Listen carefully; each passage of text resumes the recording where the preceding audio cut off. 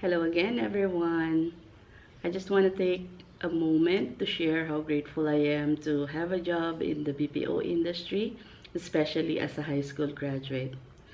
Opo, sa mga kagaya kong high school graduate, malaki din po ang chances nyo na makakuha ng trabaho as a call center agent. Don't let being high school graduate stop you from going after your dreams. The BPO industry is full of opportunities po. Basta willing ka lang matuto at marunong ka ng konting English, kakayanin mo yan. There's no limit to what you can do if you're determined to learn and grow. So, to anyone out there who's unsure of their next step, believe in yourself. Napakaraming call center na pwedeng applyan online, over the phone lang ang interview. I-try mo, walang mawawala sa'yo.